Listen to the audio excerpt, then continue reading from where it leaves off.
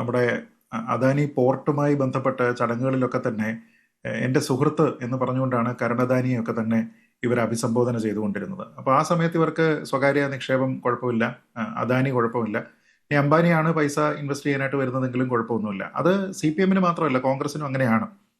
ഇപ്പോൾ അവർ പ്രത്യക്ഷത്തിൽ അദാനി അംബാനിയൊക്കെ തന്നെ എതിർത്തൊക്കെ സംസാരിക്കുമെങ്കിലും വ്യക്തിപരമായിട്ടൊരു സംസ്ഥാനത്തിന്റെ ചുമതലയിലുള്ള ആൾക്കാരെ സംബന്ധിച്ചിടത്തോളം ആ രീതിയിലത്തേക്കുള്ള ബുദ്ധിമുട്ടുകളൊന്നുമില്ല. ഇപ്പോൾ രാഹുൽ ഗാന്ധി ഈ ഭാരത് ജോഡോ യാത്രയുമായിട്ട് ഇന്ത്യ മുഴുവൻ നടക്കുന്ന സമയത്താണ് അശോക് ഗെഹ്ലോട്ട് മുഖ്യമന്ത്രിയായിരുന്ന സമയത്ത് അദ്ദേഹം അദാനിയോടൊപ്പം തന്നെ വേദി പങ്കിട്ട് അവിടെ ഒരു ചടങ്ങിൽ പങ്കെടുക്കുന്നത്. അന്ന് മാധ്യമപ്രവർത്തകർ ചോദിച്ചപ്പോൾ അദ്ദേഹം പറഞ്ഞത്, രാഹുൽ ഗാന്ധി ഇങ്ങനെയൊക്കെ പറയും, പക്ഷേ 40,000 കോടി രൂപയുടെ ഇൻവെസ്റ്റ്മെന്റ് ആണ് എൻ്റെ സ്റ്റേറ്റിൽ അദാനി നടത്താനായിട്ട് വരുന്നത്. എന്നെ സംബന്ധിച്ചിടത്തോളം എൻ്റെ ഫസ്റ്റ് പ്രയോറിറ്റി എന്നുള്ളത് എൻ്റെ സ്റ്റേറ്റിന്റെ വെൽഫെയർ ആണ് എന്നാണ്. ഞാൻ അവിടെ കോൺഗ്രസിന്റെ ആദർശത്തിനോടൊപ്പമല്ല, മറിച്ച് അശോക് ഗെഹ്ലോട്ട് എന്ന മുഖ്യമന്ത്രി അദ്ദേഹത്തിന്റെ സംസ്ഥാനത്തിന് വേണ്ടി എടുത്തിരിക്കുന്ന തീരുമാനത്തിനൊപ്പമാണ്. കാരണം ഞാൻ നേരത്തെ പറഞ്ഞത് തന്നെയാണ്, പ്രൈവറ്റ് ഇൻവെസ്റ്റ്മെന്റ് എന്ന് പറയുന്നത് നല്ല കാര്യമാണ്, നടത്തേണ്ട കാര്യമാണ് എന്നുള്ളതാണ് ഞാൻ കരുതുന്നത്. ഒന്ന്.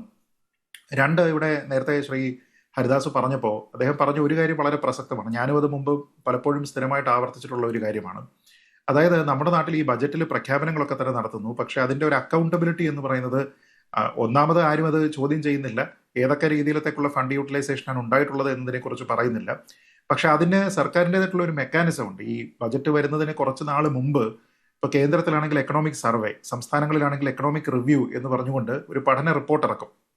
അത് അത്രത്തോളം ഫൈനാൻഷ്യൽ രംഗത്ത് താല്പര്യമുള്ള ആൾക്കാരാണ് പൊതുവെ വായിച്ചു നോക്കുക, അല്ലാതെ പൊതുജനങ്ങൾ അങ്ങനെ നോക്കുകയോ മാധ്യമങ്ങൾ വലിയ ശ്രദ്ധയൊന്നും അതിന് കൊടുക്കുകയോ ഒന്നും തന്നെ ചെയ്യാറില്ല.